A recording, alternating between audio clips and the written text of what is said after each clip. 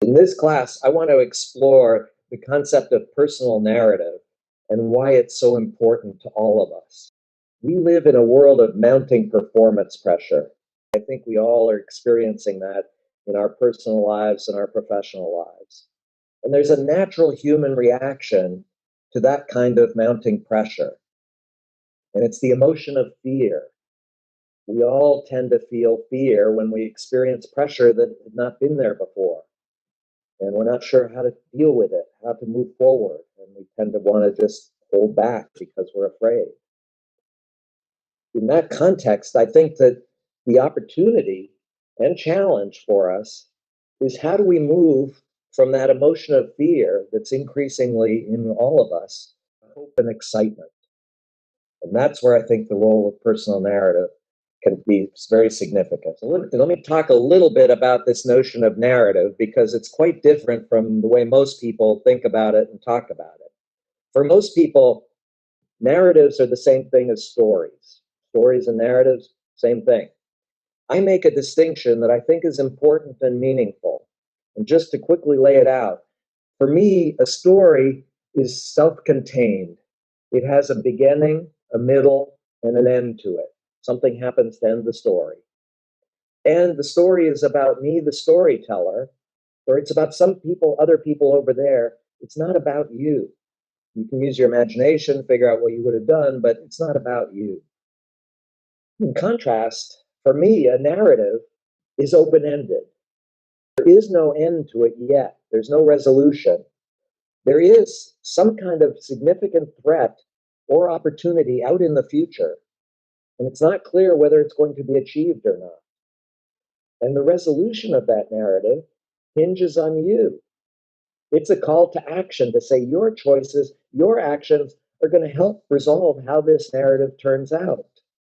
So I think it's very different in that sense from a story in terms of being open ended and a call to action. And I'll also make a distinction, I think it's an important one in terms of emotions, between threat based narratives and opportunity based narratives. Some narratives focus on a threat out in the future. Something's coming to get us, and that's a threat, and it feeds the fear. On the other side, there are opportunity based narratives that focus on an opportunity that's really inspiring. That if we all came together, imagine what we could achieve. That feeds hope and excitement and helps us to overcome fear. So, just to provide some context, I think narratives are important at many levels. There's personal narratives, there's institutional narratives, regional narratives or geographic narratives, and movement narratives. Given limited time, I'm not going to go into all of that. I'm going to focus on the narrative that I think is most important to us as individuals, and that's the personal narrative. And here again, I need to be a little bit careful because a lot of psychologists use the notion of personal narrative, but they talk about it in the sense of what's your story about your past? You know, how would you explain where you've been and where you're going, where you've come from? But it's all about the past. It's a story. For me, a personal narrative is actually forward looking. It's about the future. And the question is, what is driving you in the future? Is it a threat or is it an opportunity? And what kind of threat or what kind of opportunity is it that's really shaping most of your actions? So that's one part of your personal narrative is what's ahead, what's driving you forward. But then the other part, which is equally important, is what's your call to action to others? What are you asking others to do to support you or to help address this opportunity or threat out in the future? So if we think about personal narratives in those two dimensions, the looking ahead and the call to action to others, I think it's extremely important and influential in our lives in the sense of it shapes our emotions. On the one hand, if we're driven by a sense of threat, we're going to have a lot of fear. If we're driven by a sense of opportunity, we're going to be more excited and hopeful. It drives our actions. What actions are we going to take, depending on whether it's a threat or an opportunity? And then it shapes our relationships. How are we asking others to connect with us and for what purpose? To accomplish what? So I think in all those dimensions, personal narratives are extremely influential in terms of shaping all aspects of our lives. Given how important these personal narratives are in our lives, I'm struck by how few of us have really made the effort to articulate to ourselves, even, much less to others, what our personal narrative is. I mean, we manifest it through our actions, but how many of us have stepped back and really said, what is my narrative? What am I looking ahead to? Is it a threat or an opportunity? And what's my call to action to others? Very few people have really stepped back to do that. They're acting on it, but they're doing it subconsciously.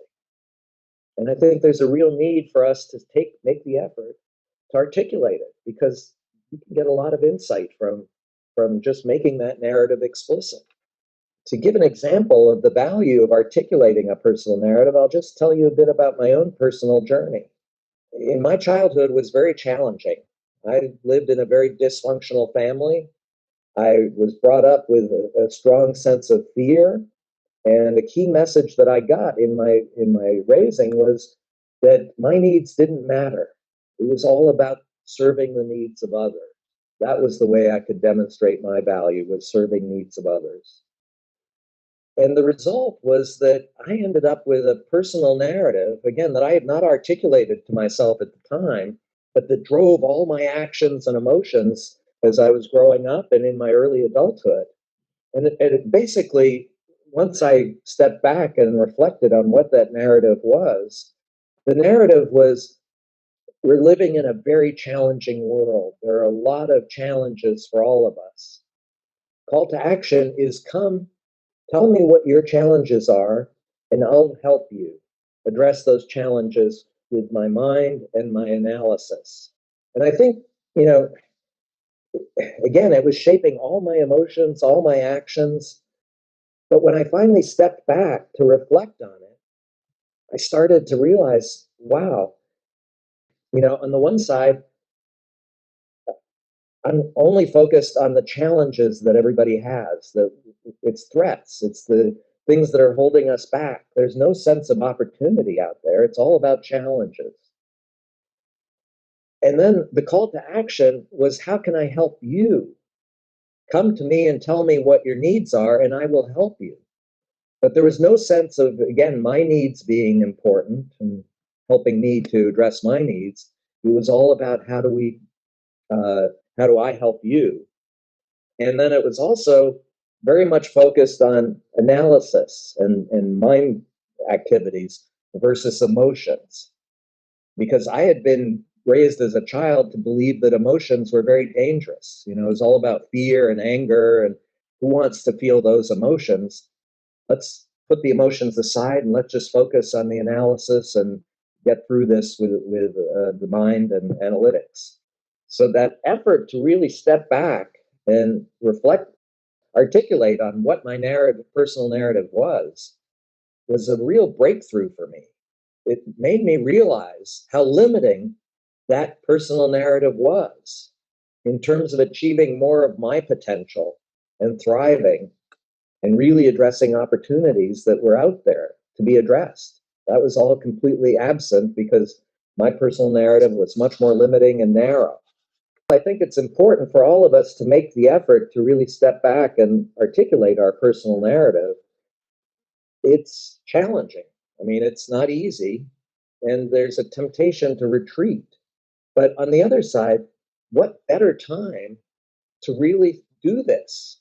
We're going through a period of enormous change, and it's an opportunity for us to step back and reflect. Are we, in fact, positioned as well as we could be to address the changes that are happening and to achieve more of our potential?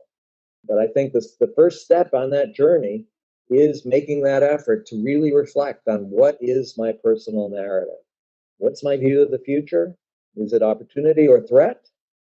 And what's my call to action to others? What am I asking others to do? And by the way, for many of us, we're not asking others to do anything. We've been trained and believe that it's all about us. We'll just make it through in the best way we can, but it's up to us, and others don't matter.